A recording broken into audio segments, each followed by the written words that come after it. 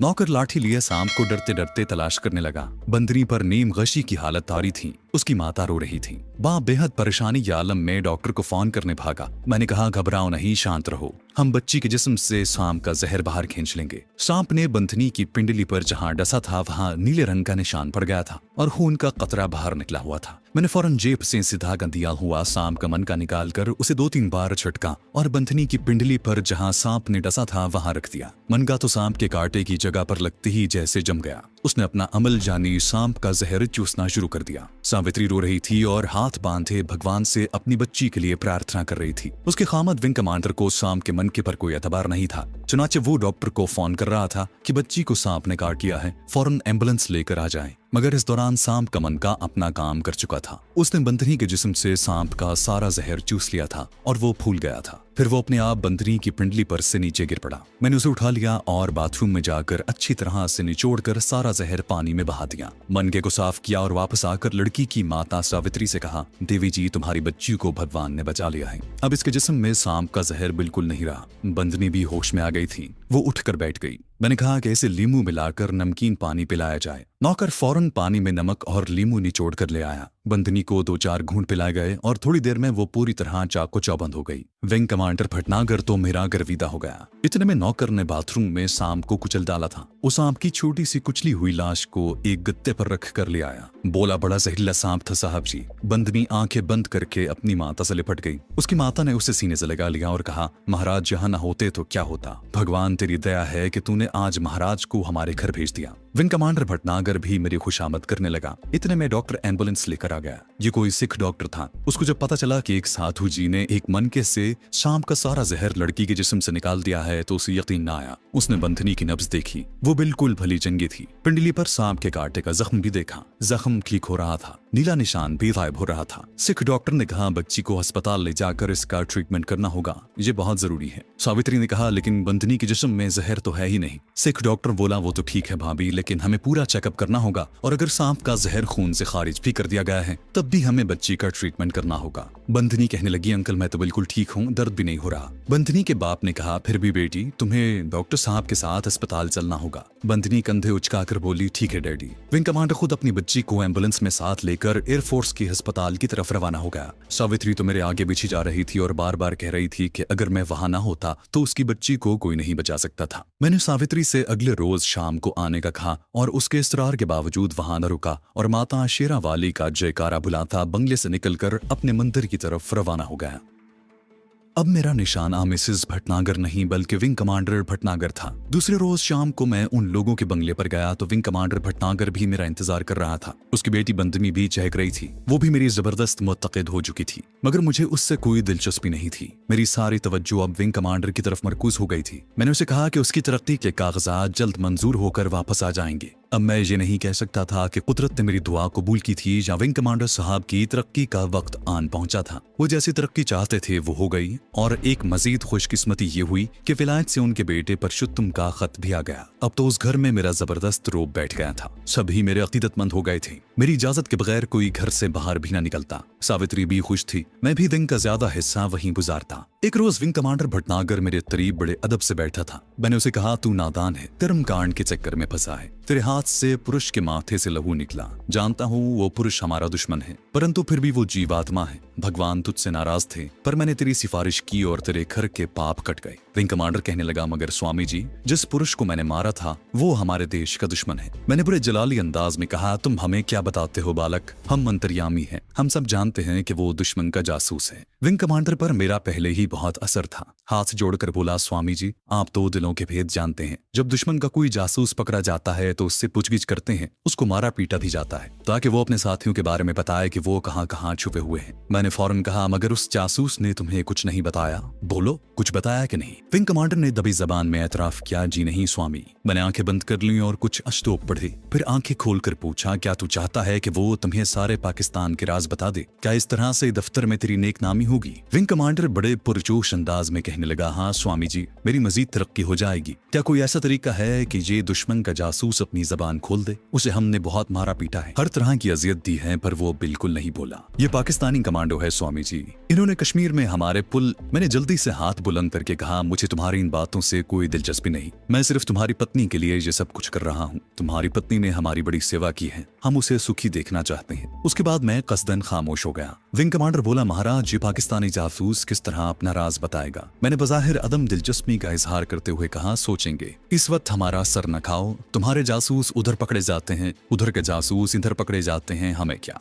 हम तो विष्णु माता के भक्त हैं। विंग कमांडर खामोश हो गया। सावित्री आ गई, उसने मेरे लिए खाना लगवा दिया था। मैं खाना खाकर चलने लगा तो विंग कमांडर खुद मुझे अपनी गाड़ी में छोड़ने मंदिर तक आया। दूसरे रोज फिर उसने गाड़ी भेज दी। उस रोज भी मैंने अपने कमांडो साथी के बारे में अज खुद कोई बात न की। विंग कमांडर ने अपनी पत्नी के जरिए मुझसे कहलवाया कि वो कौन सी तरकीब है जिस पर अमल करने से पाकिस्तानी जासूस अपने मुल्क के खुफिया राज बता देगा। मैंने सावित्री को भी डांट दिया कि मुझे इन बातों से कोई दिलचस्पी नहीं। जब मुझे यकीन हो गया कि मेरी बज़ाहिर अदम दिलचस्पी का रंग कमांडर पर भरपूर असर कर चुका है तो मैंने उसे साथ लिया और धूप में बाहर बाग में आकर बैठ गया और कहा, हमें विष्णु माता की तरफ से हुक्म हुआ है कि तुम्हारी मदद करें और तुझे वो तरकीब बता दें जिसके जरिए पाकिस्तानी जासूस अपने मुल्क के खुफिया राज उगल देगा। विंग कमांडर भटनागर ने हाथ बांध लिए और बड़े इश्तियाक से बोला, मैं आपका सारी उम्र सेवक रहूंगा महाराज। मैं थोड़ी देर यूं ही आंखें बंद किए बैठा माला फिरता रहा, फिर आंखें खोलकर ओम हरि ओम का नारा लगाया और विंग कमांडर की तरफ देख कर कहा, अगर तुम चाहते हो कि मैं उस पाकिस्तानी जासूस से उसके सारे राज उगलवाऊं तो तुम्हें उसे यहाँ इसी बंगले में लाना होगा। विंग कमांडर भटनागर का चेहरा संजीदा हो गया। उसने एक गहरा सांस लिया और बोला, गुरुजी, ये मेरे इख्तियार में नहीं है। पाकिस्तानी जासूस को मैं कमांड एरिया से बाहर नहीं ला सकता। मैं समझ गया कि वो मेरे साथी को बंगले में नहीं लाएगा।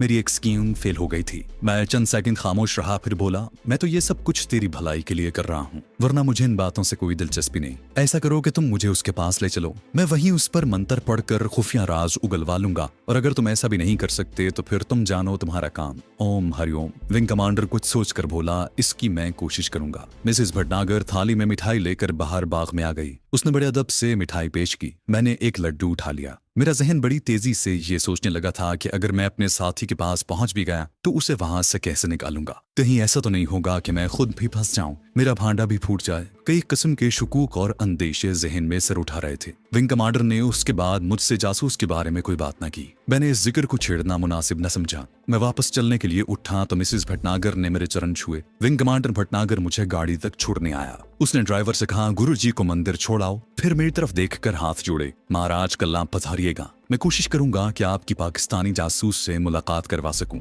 यह मुश्किल जरूर है पर इसमें मेरी नेकनामी का मामला भी है। मैंने कमांडर को आशीर्वाद देते हुए बेनियाजी से कहा, बच्चा, ये तुम जानो, मुझे किसी से मिलने की ख्वाहिश नहीं है। हम विष्णु माता के भक्त हैं और भक्ति में ही हमारी मुक्ति और निर्वाण है। मंदिर में आकर मैं रात को भी और दूसरे दिन भी यही सोचता रहा कि अगर विंग कमांडर मुझे मेरे साथी के पास ले भी गया तो मैं उसे एक ऐसे इलाके से कैसे बाहर निकालूंगा जहां कदम कदम पर एयरफोर्स के संतरियों का पहरा हो। इसके लिए बाकायदा एक प्लान बनाने की जरूरत थी। मैंने सोचा कि साधु माता दास से इस सिलसिले में मशवरा करना चाहिए। दोपहर के बाद मैं मंदिर से उठकर माता दास से मुलाकात करने की गरज से बाग जोकियां वाले की तरफ रवाना हो गया। मैं पैदल चला जा रहा था। अब मुझे उस शहर की सड़कों से बखूबी वाकफियत हो गई थी। मैं एक बाजार से निकलकर दूसरे बाजार में दाखिल हो रहा था कि महसूस हुआ कि मेरा पीछा किया जा रहा है। ये एक लंबी दाढ़ी वाला सिख था जिसने तंग मोरी वाला पाजामा और गर्म वॉस्कट पहन रखी थी। उसके कंधे से एक थैला लटका था। उस सिख को मैंने मंदिर से निकलते वक्त भी देखा था, लेकिन मैंने कोई ख्याल न किया। अब उसे कुछ फासले पर अपने पीछे पीछे आते और अपने साथ ही एक बाजार से निकलकर दूसरे बाजार में दाखिल होते देखा तो मैं चौकस हो गया। ये शख्स मेरा ताक़ुब कर रहा था। यकीनन इंडियन इंटेलिजेंस का आदमी था। मैं मोहतात हो गया। उस वक्त तक मैं बाग जोगियां वाले के गेट पर पहुंच चुका था। देखकर मेरे हवास गुम हो गए कि साधु की झोंपड़ी मसमार हो गई थी और सिपाही वहां खड़े अपनी निगरानी में साधु की एक एक शय की तलाशी ले रहे थे।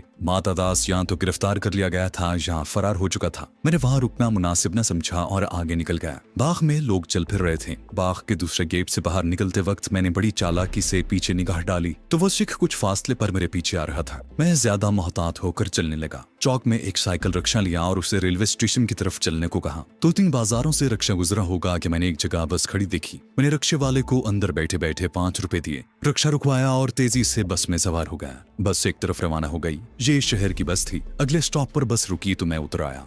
जहाँ से फिर एक साइकिल रिक्शा लिया और वापस अपने मंदिर आ गया, जहाँ पहुंच कर अलाव के गिर्द बैठ गया। मेरे अकीदतमंद वैसे ही बैठे थे। मेरी तेज निगाहें सिख को तलाश कर रही थीं। वो कहीं पीछे रह गया था, लेकिन मुझे बेचैनी सी लग रही थी। अगर साधु माता दास पकड़ा गया है तो फिर मैं भी गिरफ्तार हो सकता हूँ। मुझे अपने ऑपरेशन पर तेजी से अमल शुरू कर देना चाहिए। अभी थोड़ा दिन बाकी था कि मैं उठा और हरिओम का जाप करता सड़क पर आ गया। मुझे वो सिख अब भी कहीं नजर नहीं आ रहा था। ये अच्छी बात थी। मैंने रिक्शा पकड़ा और उसे एयरफोर्स कॉलोनी की तरफ चलने को कहा। विंग कमांडर के भटनागर के बंगले पर खामोशी तारी थी। मैंने जय माता विष्णु का नारा लगाया तो मिसेस भटनागर और उसकी बेटी बंधनी लपक कर मेरे स्वागत को बाहर आ गई। मुझे बड़े एहतराम से अंदर ले जाया गया। विंग कमांडर अभी नहीं आया था। मेरे पास सिवाय शाम के मन के और चंद नकद रुपयों के और कुछ नहीं था, मगर दिल में ये जज्बा बुलंद था कि कुछ भी हो मुझे अपने साथी के पास जाकर उसे किसी न किसी तरह वहां से निकालना होगा। थोड़ी देर बाद विंग कमांडर भटनागर भी आ गया। मुझे बड़ी श्रद्धा से उसने प्रणाम किया, मेरे चरण छुए। वो एयरफोर्स के विंग कमांडर की वर्दी में था, कमर में पिस्तौल लगा था। उसने अपनी बीवी और बेटी को किसी बहाने दूसरे कमरे में भेजा और मेरे करीब आकर बोला,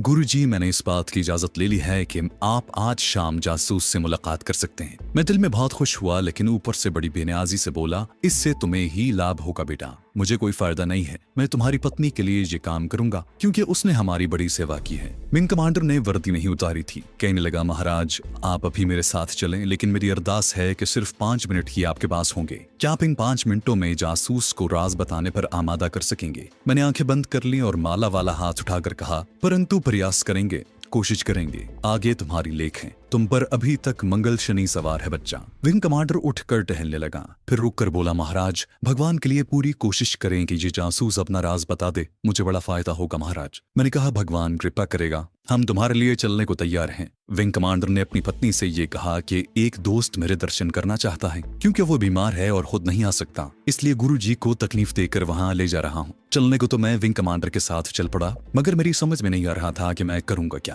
मेरे पास कोई हथियार नहीं था और मैं बड़ी खतरनाक जगह पर जा रहा था जहां अगर मेरा राज फाश हो गया तो फिर दुनिया की कोई ताकत मुझे वहां से निकाल नहीं सकेगी। विंग कमांडर भटनागर खुद जीप चला रहा था। वो कह रहा था, महाराज मैंने ये कहकर इजाजत ली है कि आप जासूस से अपने मंत्रों के जरिए राज मालूम कर लेंगे, लेकिन मैंने सिर्फ एक ही अफसर को अपने साथ मिलाया है। महकमे को इसकी भिनक भी नहीं पड़नी थी। आप भी खामोश रहिएगा। मैंने कहा, बच्चा हम क्यों किसी से कुछ कहने लगे, हमें तुम्हारी पत्नी और तुम्हारे परिवार की भलाई चाहिए। जीप इंडियन एयरफोर्स के ममनुआ इलाके में दाखिल हुई तो मुझ पर एक खौफ सा तारी हो गया। मैं बिल्कुल तन्हा दुश्मनों के असलहे से लैस अड्डे में दाखिल हो रहा था। कहीं मैं गलती तो नहीं कर बैठा, मगर अब कुछ नहीं हो सकता था। मैंने अपने एतमाद को बहाल किया और हरि ओम का जाप करते दिल में खुदा को याद करने लगा। जीप एयरफोर्स के टेक्निकल एरिया में दाखिल होकर खारदार बाड़ वाले आहनी जंगले के दरवाजे पर रुक गई। एक सिख संतरी ने सैल्यूट मारा। विंग कमांडर ने रस्मी तौर पर अपना आईडी कार्ड दिखाया और जीप आगे बढ़ गई। मैं उस वक्त इंडियन एयरफोर्स बेस के कमांड एरिया में था।